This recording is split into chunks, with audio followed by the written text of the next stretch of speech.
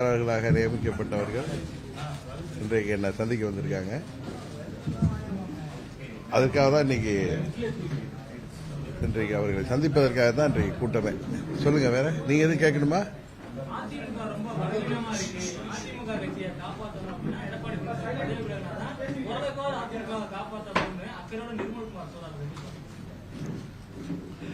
நிர்மல்குமார் இது எத்தனாவது கட்சியில் இருக்காரு? அதனால அவருக்கு பேசுறதற்கெல்லாம் பதில் சொல்ல வேணாம். சில பேருக்கு அற்பர்களுக்கு வாழ்வு வந்து அடுத்த ராத்திரியில குடைப்பிடிப்பாங்க. அதே நிர்மல்குமார் திரு இபிஎஸ் அவர்கள் தலைமையில் பாஜகவிலிருந்து வந்து அங்க சேர்ந்து அங்க இருந்தவர் தான். இன்னைக்கு அமைச்சராகிவிட்டோம் என்கிறதுனால தலகால் புரியாம அவர் பேசிக் கொண்டிருக்கிறார்.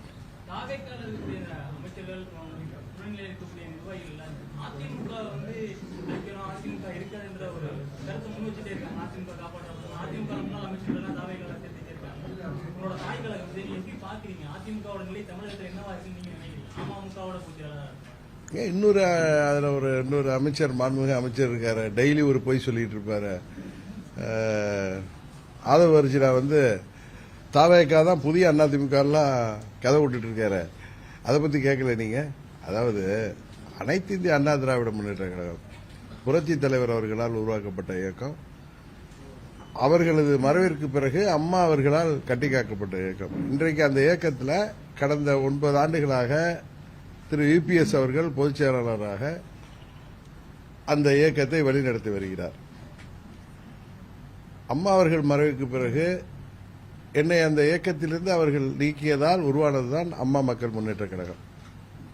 எங்களுக்குள் எத்தனை கருத்து வேறுபாடுகள் இருந்தாலும் அம்மாவின் தொண்டர்கள் என்ற முறையில் நாங்கள் அதிமுகவோட பயணிக்கிறோம். இன்றைக்கு உங்களுக்கு தெரியும், 26 தேர்தலுக்கு பிறகு தாவேகா என்கிற கட்சி, திரு விஜய் அவர்களின் கட்சி 107 தொகுதிகளில் வெற்றி பெற்றாங்க. 107 108 அவர்களுக்கு அறுதி பெரும்பான்மை 118 கிடைக்கவில்லை. தமிழ்நாட்டு மக்கள் கொடுக்கவில்லை என்பதுதான் உண்மை.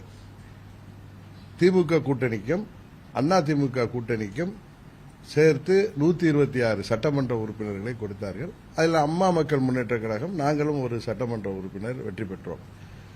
இந்த 126 சட்டமன்ற உறுப்பினர்களும் தாவேகா திரு விஜய் அவர்களின் வேட்பாளர்களுக்கு எதிராக வெற்றி பெற்றவர்கள் என்பதை திரு விஜய் அவர்களும் அவரை சுற்றி இருக்கிற அந்த பரிவாரங்களும் மறந்துவிடக்கூடாது.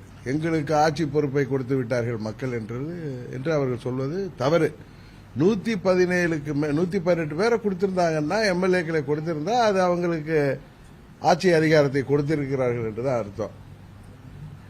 இன்றைக்கு ஏற்கனவே 50-60 ஆண்டுகளாக ஆட்சி பொறுப்பில் இருந்த திமுக மற்றும் அதிமுகவுக்கு மாற்றாக திரையுலகில் பிரபலமாக இருந்த திரு விஜய் அவர்களுக்கு இன்றைக்கு அவர்கள் தனிப்பெருங்கட்சியாக 108 அதிக எம்எல்ஏக்களை உள்ள கட்சியாகத்தான் கொடுத்தார்களே தவிர திமுக அதிமுக கையில தான் இந்த ஆட்சியின் கடிவாளத்தை கொடுத்திருக்கிறார்கள். அந்த கூட்டணி கட்சி கையில தான் அடிவாளத்தை கொடுத்திருக்கிறார்கள் என்பதுதான் உண்மை. ஏற்கனவே புரட்சி தலைவர் அவர்கள் முதலாக வெற்றி பெற்ற போது அறுதி பெரும்பான்மையோட ஆட்சி அமைத்தார். இன்னொன்னு இதுவரை நம்ம இந்திய வரலாற்றில், அரசியல் வரலாற்றில் பார்த்திருக்கோம். தேர்தலுக்கு முன்பான கூட்டணி கட்சிகள் தேர்தல் முடிந்த போது அவர்களோடு கூட்டணி ஆட்சி அமைந்ததுதான் பார்த்திருக்கோம். அது போன்ற ஆட்சி இதுவரைக்கும் தமிழ்நாட்டில் அமையல. 2006 திரு கருணாநிதி அவர்கள் 96 தொகுதிகள் தான் வெற்றி பெற்றிருந்தாலும் அன்றைக்கு கூட்டணி ஆட்சியாக இல்லாமல் அவர்கள் கூட்டணியாக காங்கிரஸ் மற்ற கம்யூனிஸ்ட் இவர்கள் ஆதரவோடு அவர் ஆட்சி அமைத்தார். ஆனா இப்ப தாவேகா அப்படி ஆட்சி அமைக்கல. அதுதான் உண்மை. அவர்கள் திமுக கூட்டணியில் வெற்றி பெற்ற திரு விஜய் அவர்கள் தீய சக்தி என்று சொன்ன திமுக கூட்டணியில, திமுக தான் பெரிய கட்சிங்கிறது எல்லாரும் தெரியும். அவர்கள் இல்லாமல், திமுகவின் உதவி இல்லாமல் அவர்கள் அங்கே வெற்றி பெற்றிருக்க முடியாது மற்ற கூட்டணி. இது நான் யதார்த்தத்தை சொல்றேன். உடனே திமுகவுக்கு ஆதரவான நிலைப்பாட்டை எடுக்கிறேன்னு சொல்லாதீங்க. அங்க இருக்கிற காங்கிரஸா இருக்கட்டும், இருந்த காங்கிரஸா இருக்கட்டும், கம்யூனிஸ்டுகளாக இருக்கட்டும், பாராளுமன்ற தேர்தலையும் இந்தியாவிலேயே அதிக தொகுதிகளில் காங்கிரஸ் வெற்றி பெற்றதே தமிழ்நாட்டில் தான். எனக்கு தெரிஞ்சு கம்யூனிஸ்டுகளுக்கு தமிழ்நாட்டில் தான் 2 எம்பிக்கள் இருக்கிறாருன்னு நினைக்கிறேன். மற்ற மாநிலங்களில் இருப்பதாக ஒரு எம்பியா 2 எம்பி இருக்கலாம். அதுபோல அவர்கள் வெற்றி பெறுவதற்கு இன்னும் சொல்ல போனால் பெரியவர் வைகோ அவர்களின் மகன் திரு துரை வைகோ அவர்கள் வெற்றி பெற்றதே திமுக கூட்டணியில தான். இன்றைக்கு அவர் உணர்ச்சி வசப்பட்டு அவங்க அப்பா போல பேசுறாரு. குதிரை பேரம் இது இல்லையா, குதிரை பேரம் இல்லையா, ஒட்டக பேரம் இல்லையான்னு. இன்னொன்னு அவர் வசதியா சொல்றாரு, இந்த தேர்தலில் திமுக ஒவ்வொரு தொகுதியிலையும் பல கோடிகளை செலவு செய்தார். 24 தேர்தலில் இவர் திருச்சியில தீப்பெட்டி சின்னத்தில் போட்டியிட்ட பொழுது திமுக ஆதரவோடு தான் வெற்றி பெற்றார். அங்க மதிமுகவுக்கு எவ்வளவு வாக்கு வங்கி இருந்திருக்கும் என்பது உங்களுக்கு தெரியும்.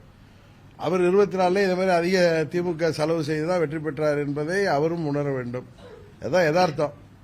அவர் தொகுதியிலும் அங்கு அவர் வெற்றிக்காக திமுகவினர் தான் அன்றைக்கு அங்கே அரும்பாடுபட்டு இவரை வெற்றி பெற செய்தார்கள்.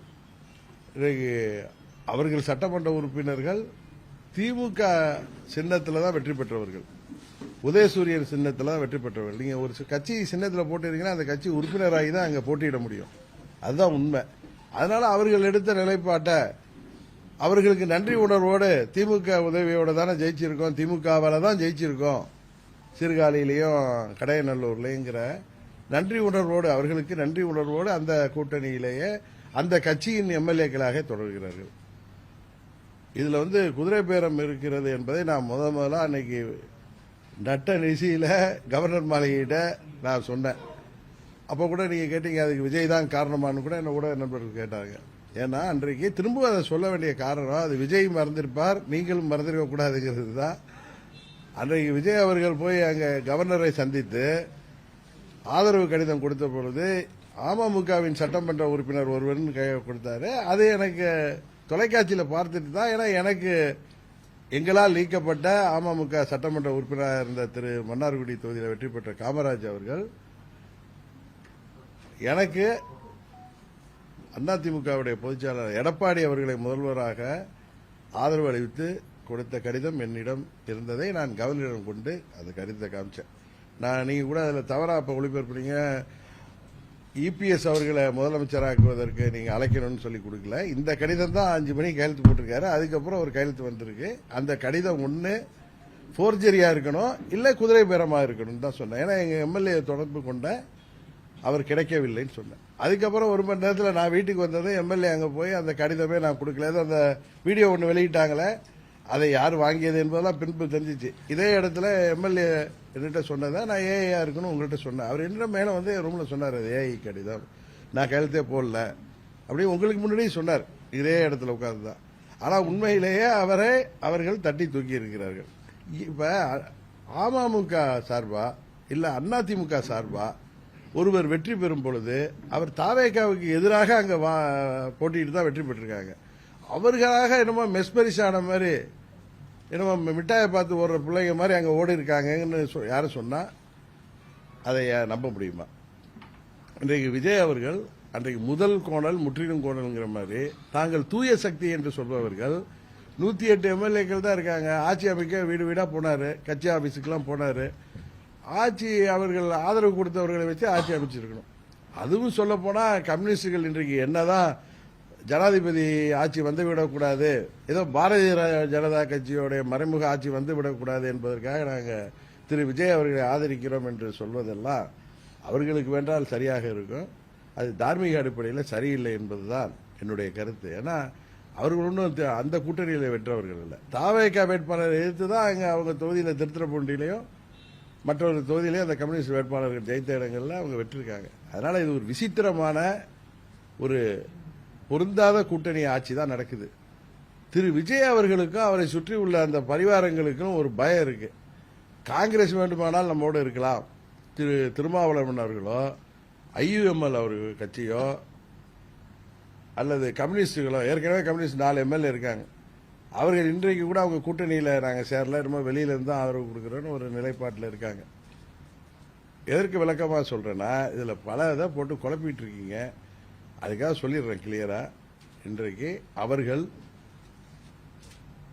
பயத்தின் காரணமாக, ஆட்சி போய்விடுங்கிற பயத்தின் காரணமாக தான், உங்களுக்கு தெரியும், அதிமுகவை உடைத்து அவர்களுக்கு தப்பான வாக்குறுதிகளை கொடுத்து இன்றைக்கு போய் அங்கே சேர்றாரு விஜயபாஸ்கர் தான். அதுக்கு அவர் மூலம்தான் அவர்கள் அந்த முயற்சியை செய்து 30 எம்எல்ஏக்களை திரட்டினார்கள். அன்றைக்கு திரு இபிஎஸ் அவர்கள் 17 எம்எல்ஏக்களோடு சென்று அங்கே சட்டமன்றத்தில் லெட்டர் கொடுத்ததும் கட்சியின் தலைமை கொடுக்கிற லெட்டர் தான் நிற்கும். அதுபடி தான் அந்த கட்சியோட விப்புங்கிற குரடாலாம் தேர்ந்தெடுக்க முடியும். தெரிஞ்சதான் 5 பேர் வந்தாங்க. அப்புறம் இவர்களே அன்றைக்கு ஆதரவு கொடுத்தார்கள். தவறான ஒரு முடிவு எடுத்தார்கள். அன்றைக்கே சொன்னேன், தவறான வழியில் போகிறீர்கள், உங்களை விஜய் நடு ரோட்டில் நிறுத்தப் போகிறார். நான் இன்னைக்கு இல்லை, என்றைக்கோ சொன்னேன். ஜூன் மாசமே சொன்னேன், இல்லை மே மாசமே சொன்னேன். இவங்க போய் ஆதரவு அளித்தது மாபெரும் தவறு. ஏன்னா இவர்கள்லாம் அம்மாவின் தொண்டர்கள், அம்மாவால் அறிமுகப்படுத்தப்பட்டவர்கள். இவர்கள் பல பேர் 3 முறை 4 முறை 5 முறை சட்டமன்ற உறுப்பினராக இருந்து பல முறை அமைச்சர்களாக இருந்தவர்கள். அவர்கள் தலைமை மீது அவர்களுக்கு அதிருப்தி இருந்தால் அவர்கள் கட்சியிலே இருந்து அதற்காக அவரோடு பேசி அதை தீர்ப்பது தான் நியாயமாக இருக்கும். அதை விட்டுவிட்டு அன்றைக்கு கட்சியின் நிலைப்பாட்டுக்கு எதிராக தவேகாவுக்கு ஆதரவாக அன்றைக்கு ஆதரவளித்த காரணத்தினால்தான் இன்றைக்கு அவர்கள் கஷ்டங்களை அனுபவித்து வருகிறார்கள். இன்றைக்கு எடப்பாடி அவர்கள் தலைமை மாறினால் சரியாயிடும் என்று சொல்வதெல்லாம் இவர்கள் தாங்கள் செய்த தவறை மறைப்பதற்கு செய்கின்ற நாடகம்தானே தவிர சுயநலத்தை தவிர இதில் வேற ஒன்றும் இல்லை. இன்னும் சொல்ல போனா 2014 அன்றைக்கு எடப்பாடி தலைமையிலான ஆட்சி தொடர்வதற்கு காரணமாக உதவிகரமாக இருந்த என்னை அன்றைக்கு வெளியேற்றினாலும் நான் அம்மாவின் தொண்டன் என்கிற முறையில் அதையெல்லாம் மறந்துவிட்டு இன்றைக்கு அவர்களோடு கூட்டணியிலே இருக்கிறேன், தொடர்ந்து இருப்பேன். நாங்கள் ஆதாயத்துக்காக, அரசியல் ஆதாயத்துக்காக கட்சி நடத்துபவர்கள் அல்ல. ஆட்சி அதிகாரம் முக்கியம்தான். அதே நேரத்தில் நாங்கள் எல்லாம் அம்மாவின் தொண்டர்கள் என்ற ஒரு புள்ளியில நாங்கள் அவர்களோடு எந்தவித மனமாச்சரியத்திற்கும் இடமில்லாமல், எந்தவித மாற்று எண்ணம் இல்லாமல் நாங்கள் அம்மா மக்கள் முன்னேற்ற கழகம் அதிமுக கூட்டணியில இடம்பெற்றுக் கொண்டிருக்கிறது. இந்த கடினமான சூழ்நிலையிலும் நாங்கள் அவர்களுக்கு உறுதுணையாக இருக்கிறோம். ஆனால் அதிமுகவில இந்த கடினமான நேரத்தில் அந்த கட்சியால் மந்திரியானவர்கள், அந்த கட்சியால் சட்டமன்ற உறுப்பினரானவர்கள், அந்த கட்சியால் வெளி உலகத்திற்கு தெரிந்தவர்கள், அமைச்சர் பொறுப்பில் பல ஆண்டுகள் இருந்தவர்கள், இன்றைக்கு கூட போறப்ப அந்த துறை அமைச்சர், முன்னாள் அந்த துறை அமைச்சர், இந்த துறை அமைச்சர் என்று அம்மா அவர்களால் அறிமுகப்படுத்தப்பட்டவர்கள் இன்றைக்கு அந்த கட்சியை அழிக்க வேண்டும் என்று நினைப்பவர்களோடு அதிமுக ஒரு தீர்ந்து போன சக்தி, இவர்களெல்லாம் ஊழல் சக்தி என்று சொன்னவர்களோடு இன்றைக்கு போய் சேர்கிறார்கள் என்றால் இது அப்பட்டமான சுயநலத்தை தவிர வேற அல்ல. இன்னொன்னு, ஒரு திரு எடப்பாடி பழனிசாமி அவர்கள் ஒன்றும் புரட்சி தலைவரோ புரட்சி தலைவர் அம்மாவோ அவர்கள் அல்ல. அம்மா அவர்கள் மறைவுக்கு பிறகு எங்களால் முதலமைச்சராக்கப்பட்டவர். அவரை இவர்களெல்லாம் சேர்ந்து அவரை பொதுச்செயலாளராக்கினார்கள். அவரும் கடந்த 7-8 ஆண்டுகளாக அந்த இயக்கத்தை வழிநடத்தி வருகிறார். அவர் மீது எதுவும் குறை குற்றங்கள் இருந்தால் அதை பேசி தீர்க்க வேண்டுமே தவிர இதுபோல ஆளுங்கட்சிக்கு போய் ஆதரவாக போய் சேர்வதோ, அந்த கட்சியை விட்டு வெளியேறுவதோ அது அம்மாவின் தொண்டர்கள் என்று சொல்பவர்களுக்கு அழகல்ல. அவர்கள் அதை எண்ணி பார்க்க வேண்டும், உணர்ந்து திரும்பி வர வேண்டும். உறுதியாக நான் திரு இபிஎஸ் அவர்களுடன் இவர்களுக்காக பேச தயாராக இருக்கிறேன். அவர்கள் தவறான பாதையில் செல்லக்கூடாது. அம்மாவின் கட்சியை, புரட்சி தலைவரின் கட்சியை ஒழித்து விட வேண்டும் என்ற நோக்கத்திலே இருக்கிற தவேகாவிலே போய் சேர்வது உண்மையிலேயே அது வருங்காலத்தில் அவர்கள் பெயர்ல ஒரு வருங்கால வரலாறு, வருங்கால வரலாற்றில் அவர்கள் கருப்பெழுத்துகளால் அவர்கள் பெயர் எழுதப்படும் என்பதுதான் உண்மை. ஆட்சி அதிகாரம் இன்றைக்கு இருக்கும், போகும். ஆனால் நாம் எந்த இயக்கத்திலே அறிமுகமானோமோ அந்த இயக்கத்திற்கு ஆதரவாக இருப்பதுதான் ஒரு நல்ல தொண்டனின் முடிவாக இருக்க முடியும். அதை அவர்கள் செய்ய வேண்டும் என்பதுதான் எனது கருத்து. திமுக ஆட்சியில் நடந்த ஊழலை இன்னைக்கு விஜய் இல்லாம ஆக்கியிருக்காரு. கடந்த அடுத்த 5 வருடத்திற்கும் விஜய் ஆட்சி தான் நிலைக்கும் என்று மதிமுக பொதுச் செயலாளர் சார், மதிமுக பொதுச் செயலாளர் வைகோ அவர்கள் எனக்கு பிடித்த ஒரு அரசியல் தலைவர்கள் ஒருத்தர். ஆனால் என்ன காரணமோ அவர் பேசுவது உண்மையிலேயே வருத்தம் அளிக்கிறது. 9 ஆண்டுகளாக நாங்கள் நிர்பந்தத்தில் இருந்தோம். எங்களை நிர்பந்தப்படுத்தி எங்கள் சின்னத்தில் நிற்க சொன்னார்கள் என்று சொல்வதெல்லாம் அது அவருடைய தரத்தை அவர் குறைத்துக் கொள்வதுதான். அது வெளியேறி இருக்கலாமே, அன்றைக்கே வெளியேறி இருக்கலாமே, அன்றைக்கே வெளியேறி தனித்து கூட போட்டிட்டு இல்ல அவர் தேர்தலில் போட்டியிடாமல்லாம் இருந்திருக்காரு. இப்பொழுது சொல்வது முதுகில் குத்துவது தான். திமுகவுக்கு ஆதரவாக இருந்து கொண்டு அவர் விஜய் அவர்களை பற்றி என்னெல்லாம் பேசினார் என்பது தெரியும். தேர்தல் முடிவுக்கு பிறகும் என்னை அணுக மாட்டார்கள், அப்படி தாவேக்காவினை அணுக மாட்டார்கள் என்று சொன்னவர் தான் பெரியவர் வைகோ அவர்கள். எனக்கு அவர் மேல நிறைய மரியாதை உண்டு, அதனால் நான் அவரை பற்றி எதுவும் இதற்கு மேல் பேச விரும்பவில்லை. ஆனால் அவர் பேசுவது அனைத்தும் தவறு என்பதுதான் என்னுடைய நிலைப்பாடு.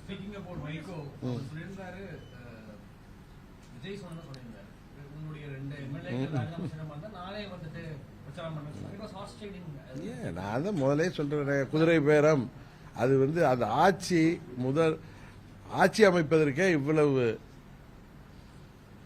துஷ்பிரயோகங்களை தவறான வழிகளில் செல்றாங்க. அமமுக எம்எல்ஏக்கை ஆசை காட்டி அமைச்சராக்குவேன் என்று சொன்ன அவரிடம் கையெழுத்து வாங்கி அந்த கடிதத்தை கொடுத்து விட்டு அந்த சட்டமன்ற உறுப்பினர் மாறிய பிறகு பயந்தவர்கள் தான் இவர்கள். அதான் உண்மை. அதில் அன்றைக்கு அமமுக ஒரு எம்எல்ஏ தானே ஆரம்பிச்சது தான் இன்றைக்கு தொடர்ந்து கொண்டு இருக்கிறது.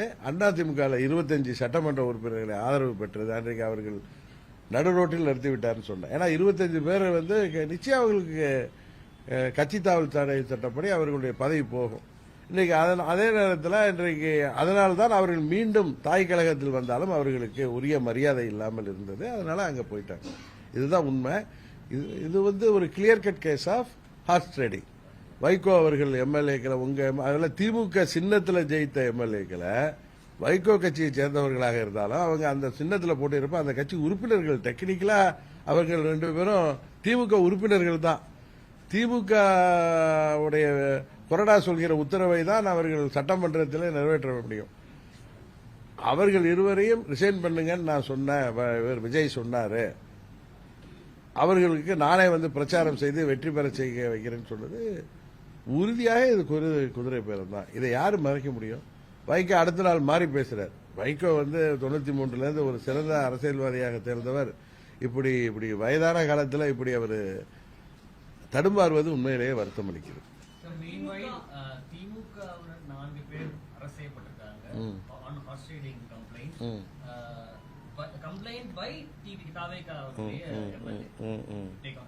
ஆமா, அது இப்பதான் யாரோ 4 பேர் அரசு செய்திருக்காங்க. தம்பி அசோக்குமார் எல்லாம் அதுல சேர்த்திருக்காங்க கேஸ்ல. அது கேஸோட இது என்னன்னு தெரியாம நம்ம அதை பத்தி பதில் சொல்ல விரும்பவில்லை, அவாய்ட் பண்ணல. ஆனா அப்படி பார்த்தா விஜய் முதல் குற்றவாளியாக சேர்த்து அம்மா மக்கள் முன்னேற்ற கழக சட்டமன்ற உறுப்பினர் எங்களுக்கு ஆதரவுன்னு சொல்லி கட்சியின் தலைமை கடிதம் பெறாமல் அந்த சட்டமன்ற உறுப்பினரிடமே திருட்டுத்தனமாக கடிதத்தை பெற்றுக்கொண்டு கவர்னர்கிட்ட கொடுத்துட்டு அந்த இது இன்னும் பெண்டிங் இருக்கு. இல்ல நான் இல்ல, அது அந்த எம்எல்ஏவே போய் அந்த கேஸ் கொடுத்தாரு. அதை அவர் விட்ரா பண்ணாலும் அதெல்லாம் இருக்கு. அதெல்லாம் உரிய நேரத்தில் அதை நாங்கள் அதை கையில் எடுப்போம். அது எப்போ தேவையோ அது எனக்கு தெரியும். அந்த நேரத்தில் அதுக்கு உயிரோட்டம் வரும். அப்பொழுது அதில் உறுதியாக A1ஆக திரு விஜய் அவர்கள் தான் இருப்பாங்க.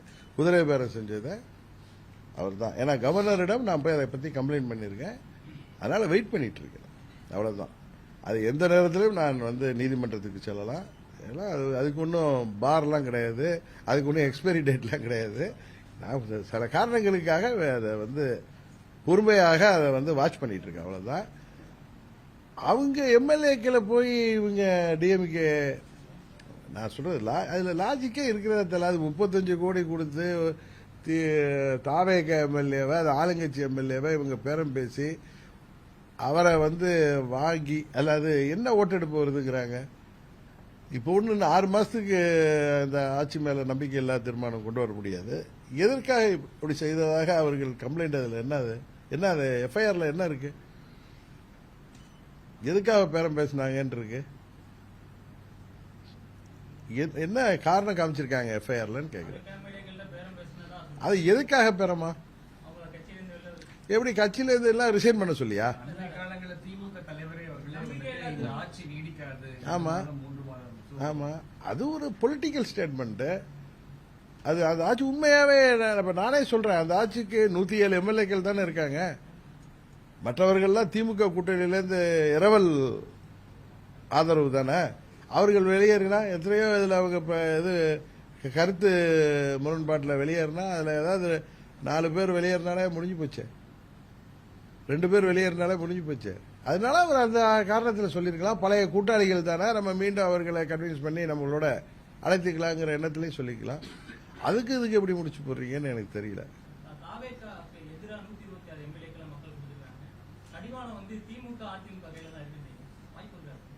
என்ன இல்ல, நீங்க கடந்த முறையிலேருந்து அது திமுக தலைவரும் அதிமுக பொதுச்செயலாளரும் பதில் சொல்லாம அதை இருக்காங்க. அவர்கள் அதற்கு பதில் சொல்ல வேண்டும். ஏன்னா அவர் திரு காதர் மொய்தீன் அவர்கள் சொல்வதை குற்றச்சாட்டு அவர் சொன்னாரு, நேற்று இன்று நாளையும் நாங்கள் அந்த கூட்டணியில் இருப்போம்னு சொன்னார். கரெக்டா? எனக்கு தெரிந்தவரை அவர் மேல அந்த திமுக சேர்ந்த ஐடி விங்ல இருந்து சோசியல் மீடியாவில் நிறைய அவரை தாக்கு பேசுவதாலும், கம்யூனிஸ்ட் லீடர் அவர் பேர் என்ன, சிபிஎம் தலைவர் திரு சண்முகம் அவர்களையும் கம்யூனிஸ்டையும் தாக்கி சோசியல் மீடியாவில் நிறைய திமுகவினர் பதிவுகள் போடுவதனால கோபப்பட்டு பேசுகிறார்கள் என்று சொல்கிறார்கள். அவர்கள் திரு ஸ்டாலின் அவர்களோடு போய் பேசி வந்தார்கள். எனக்கு தெரிந்து திரு காதர் மொய்தீன் அவர்கள் சொன்னார்கள், நாங்கள் நேற்று இன்று நாளையும் அங்கே தான் இருப்போம்னு சொன்னாங்க. அதில் என்ன மாற்றம் வந்துச்சுன்னு தெரில. அதுக்கு ஊடக பேட்டியிலெல்லாம் கூட பார்த்த வந்து தாவேக்காவுக்கு நீங்கள் ஆதரவளிக்கணும்னு எங்கள் மக்கள் எல்லாம் சொன்னாங்கன்னு. அவங்க பாபநாசத்தில் அவங்க திரு ஷாஜஹான் இன்றைக்கு அமைச்சராக இருக்கவர் திமுக கூட்டணியில் தான் வெற்றி பெற்றார். அங்கே தாவேக்கா வேட்பாளரை அவர்கள் தோற்கடித்து தான் வெற்றி பெற்றிருக்காங்க. அதுபோல் என்கிட்ட வந்து சொன்னாங்க, இஸ்லாமிய பெண்கள் இவங்க வந்து விஜய்க்கு ஆதரவு கொடுங்க அப்படின்னு பார்த்தா அவங்க நிறைய தொகுதியில் விஜய்க்கு ஆதரவாகவே வாக்களித்திருக்கலாமே. அவர்கள் 2 எம்எல்ஏக்கள் வெற்றி பெற்றிருக்க முடியாது அந்த தொகுதியில்.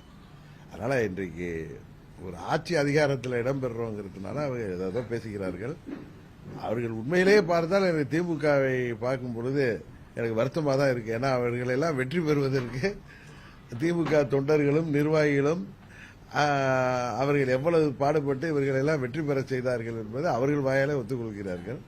இதற்கெல்லாம் காலப்போக்கில் அவர்கள் அதற்கான பதிலை சொல்லித்தான் ஆக வேண்டும். இது வந்து இந்த கூட்டணி ஆட்சிங்கிறது இது ஒரு பொருந்தாத கூட்டணியே தான். இது ஒன்றும் தேர்தலுக்கு முன்பாக கூட்டணியில் இருந்த கட்சிகள்லாம் சேர்ந்து வெற்றி பெற்ற பிறகு ஆட்சி அமைக்கவில்லை. இது வந்து மற்றவர்கள் இடத்திலிருந்து ஆட்களை பிடித்து தான் அவர்கள் அது ஆட்சியை வந்து இன்றைக்கு நடத்தி கொண்டிருக்கிறார்கள். இதுல இருந்தே தெரியுது அவர்களுடைய நேர்மை, தூய சக்தியெல்லாம் கிடையாது. இது ஒரு நாசகார சக்தின்னு எல்லாருக்கும் தெரியுது. ஏன்னா அவர்கள் தேர்தலுக்கு முன்பு சொன்ன வாக்குறுதிகள் எல்லாம் எவ்வளவு பல்டி அடிக்கிறாங்கன்னு தெரியும். நேற்றைக்கு கூட கன்னியாகுமரியில் அந்த அட்டாமிக் மினரல் மைனிங்ல இவர்கள் வந்து எப்படியெல்லாம் அவர்கள் ஏற்கனவே தீர்மானம் போட்டார்கள், அது நாசகார அந்த ஒரு பிளான்ட் வரக்கூடாதுன்னு இன்றைக்கு அதற்கு எக்ஸ்டென்ஷன் கொடுத்து உயிரோட்டம் பண்ணியிருக்காங்க. அதுபோல வந்து மாதம் எலக்ட்ரிக் மீட்டர் கணக்கெடுப்பேன், மாதம் 200 யூனிட் நாங்கள் வந்து இலவசமாக தருவோம்னு சொல்லிட்டு இப்போ 500 யூனிட் வரைக்கும் பயன்படுத்துறவர்களுக்கு தான் 200 யூனிட் இலவசம் சொன்னாங்க. விவசாயிகள்லாம் ஒன்றும் எங்களுக்கு உடனே பயிர்க்கடன் தள்ளுபடி செய்யணும்னு சொல்லல, தேர்தல் வாக்குறுதிப்படி முழு கடனையும் தள்ளுபடி செய்வீங்கன்னு அவங்க சொன்னதை செய்யாம ஏமாற்று வேலை இருக்காங்க. இவர்கள் ஏமாற்று சக்தியாகத்தான் தாவேக்கா இருக்கு. இன்றைக்கு அதிமுகவிலிருந்து பதவிக்கு ஆசைப்பட்டு அங்கு செல்பவர்கள் உறுதியாக அதற்காக வருத்தப்படுவார்கள். மீண்டும் தாய் கழகம் வருவார்கள் என்கிற நம்பிக்கை எனக்கு இருக்கு.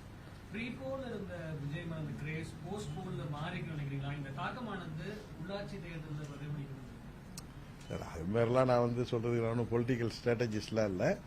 அவருக்கு வாக்களித்தவர்கள், வாக்களித்த மக்கள் அந்த 35% வாக்களித்திருக்கிறார்கள். அவர்கள் உறுதியாக உணர்வார்கள், நாம் ஒரு தவறான மாற்று என்ற பெயரிலே ஒரு தவறான சக்திக்கு வாக்களித்து விட்டோம், இது ஒரு நாசகார சக்தியாகத்தான் இருக்கிறது, திமுக அதிமுக மாற்று என்ற பெயரிலே நாம் ஏமாந்து விட்டோம் என்பதை அவர்களுடைய செயல்பாடுகளில் உறுதியாக உணர்வார்கள். முன்னாள் அமைச்சர்கள் ஊழல் குற்றச்சாட்டு உள்ளவர்கள் தற்பொழுது தாவேக்கால இணையறாங்க. எப்படி பாக்குறீங்க? அதான் அன்னைக்கு கூட சட்டமன்றத்தில் 2017க்கு அப்புறம் பிறகு உள்ள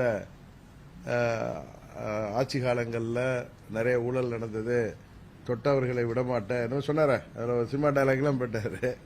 அது விடமாட்டேன்னு சொன்னது வந்து என்னோட சேர்க்காம விடமாட்டேன்னு சொல்லியிருப்பாருன்னு தான் நினைக்கிறேன். அதான் அவர் என்னமோ டைலாக் அடிச்சாரு, என்ன பிரதர் அது சினிமா டைலாக், அன்னைக்கு ஷூட்டிங் மாதிரி தான் இருந்துச்சு. அது சொன்னா அவர் கோச்சிக்கிறாங்க அவங்க கட்சியை சேர்ந்தவங்களா. அது வந்து திரு உதயநிதி ஸ்டாலின் வந்து ஷூட்டிங் மாதிரி இருந்துச்சுன்னு சொல்றத வந்து சில பேர் வந்து அது வந்து ஒரு மரியாதை இல்லாத பேச்சுக்கிறாங்க. அது உண்மையாக ஷூட்டிங் மாதிரி தானே இருந்துச்சு. யாராவது அதை வந்து மறுக்க முடியுமா? ஷூட்டிங்கில் பேசுற மாதிரி தான், அது கிளைமேக்ஸ்ல பேசுற மாதிரி அவர் வந்து கத்தி பேசினாரு. கத்தி பேசுறதுனால எல்லாம் உண்மையாயிடாது. அதாவது மக்கள் வரிப்பணத்தை தொட்டவர்களை விடமாட்டேன் ஏதோ சொன்னார்ல அவரு, தொடவும் நாங்க தொடமாட்டோம், தொட்டவர்களை விடமாட்டேன்னாரு. விடமாட்டேன்னாரு. இவங்க தொடமாட்டாங்கிறத போக போக தான் தெரியும். ஏன்னா எல்லாத்திலுமே இவர்கள் பழைய ஆட்சியாளர்களை மிஞ்சிதான் இவர்களுடைய செயல்பாடுகள் இருக்கு. தேர்தல் வாக்குறுதிகள்ல இருந்து எல்லாத்திலையும் மக்களை ஏமாற்றுகின்ற எண்ணத்துல ரீல்ஸ் போட்டு மக்களை ஏமாற்றி ஆட்சிக்கு வந்தவர்கள். அதுதான் நான் திரும்ப சொல்லுவேன். திரும்ப ரீல் விட்டு ஆட்சியை தொடரலாம் என்று நினைக்கிறார்கள். எல்லா இப்ப போற முன்னாள் அமைச்சர்கள் மேலாம் ஊழல் வழக்கே இருக்கு. இன்னும் நிறைய பேர் மேல திமுக ஆட்சியில அதெல்லாம் அவர்கள் மீது நடவடிக்கை எடுப்பதற்காக திரட்டி வைக்கப்பட்ட ஃபைல் எல்லாம் இருக்கு. இவர்கள் ஒன்று செய்வார்கள், அவர்கள் எல்லாம் வாயடைக்க செய்வதற்கு அதில் கூட கேஸ் போட்டு நாங்கள் தீய சக்தின்னு காமிச்சிக்கிறதுக்கு இவங்க எல்லாரையும் க்ளோஸ் பண்ணவும் முடிவு செய்வாங்க. அது திரு விஜயபாஸ்கர் போன்றவர்களுக்கு தெரியணும். அவர் தொட்டவர்களை விடமாட்டேன்னு சொன்னாரு. ஒன்று நான் கட்சியில சேர்த்து க்ளோஸ் பண்ணுவாரா என்னன்னு தெரியல. அது ஏன்னா தூய சக்தி ஆச்சே. தாவேக அமைச்சர்களும் பல்வேறு குற்றச்சாட்டுகள் இருக்குது.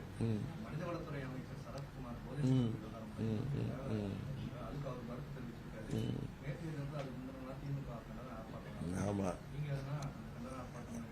இல்ல அது ஏற்கனவே முதல்ல அதை கண்டிச்சு அறிக்கை கொடுத்தது நான் தான். ஏன்னா அந்த அவரை கேட்டா ஒயிட் பவுடர், அது வந்து மாத்திரையை பொடியாக்கினேங்கிறாங்க. அது விஜயெல்லாம் தோத்துருவார் போல இருக்கு, அந்த அளவுக்கு அவருடைய திறமையா இருக்காரு அவரு. எங்க போய் சிஎஸ்கே மேட்ச்ல குழந்தைக்கு இப்பயே அந்த குழந்தைக்கு 3 வயசு 4 வயசு இருக்குன்னா அதுக்கு ஒரு டாக்டரை விட்டு வேற பதில் சொல்ல வைக்கிறாங்க, ஒரு சின்ன பாப்பாவை விட்டு பதில் சொல்ல வைக்கிறாங்க, ரீல்ஸ் போட்டு ஏமாத்தலான்னு பாக்குறாங்க. அது அந்த ஒயிட் பவுடர் என்ன பவுடருங்கிறது இப்ப சாதாரணமா பட்டாக்கத்தியை வச்சு கேட்க விட்டுறவனெல்லாம் துரத்தி போய் போலீஸ் கைது செய்யுது. இது வந்து அந்த ஒயிட் பவுடர் இருக்குல்ல, ஒயிட் பவுடர் மந்திரியை அது அந்த ஒயிட் பவுடரை எப்படி மாத்திரையை நசுக்கினாருன்னு அவர்கிட்ட திருப்பி ஒரு கையில ஒரு டெபிட் கார்டா கிரெடிட் கார்டை கொடுத்து போன் மேல வச்சு 500 ரூபாய் தாள் இருந்தாதான் அதை சரியா அதுல அது நசுங்குமா என்னன்னு தெரியல, அதை வச்சு நசுக்கி காமிக்க சொல்லி தான் இதுல ஒரு பிராக்டிக்கலா ஒரு இது வச்சுதான் எடுக்க முடியும். காவல்துறை என்ன செய்யுதுன்னு தெரியல, நார்கோட்டிக் பியூரோ என்ன செய்யுதுன்னு தெரியல. வெயிட் பண்ணி பார்ப்போம் யாரு அதுல ஆக்ஷன் எடுக்கிறாங்கன்ட்டு. அரசியலை விட்டு ஸ்டாலின் அவர்கள் விலக வேண்டும். அதான் சொல்றேன்ல, அவர் ஒரு 15 நாளைக்கு முன்னாடி என்ன இப்படிதான் அரசியல் விட்டு ஒதுக்குறாரு. இப்ப திரு ஸ்டாலின் அவர்களை பார்த்து 50 ஆண்டுகளாக அரசியல் இருக்கிற பார்த்து இவர் ஒரு சின்ன பையன் இவர் பேசுறாரு. அதான் சொல்றேன்ல, அற்பர்களுக்கு வாழ்வு வந்து அடுத்த ராத்திரில கொடை பிடிக்க தான் செய்வாங்க. அது கொஞ்ச நாள் ஓட தான் செய்யும், இதெல்லாம் தானா அடங்கும். அது வரைக்கும் நம்ம பொறுமையாக காத்திருப்போம் தான் சொல்றேன்.